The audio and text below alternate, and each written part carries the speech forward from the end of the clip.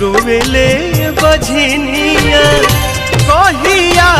बसैबू छठी माई हमार दुनिया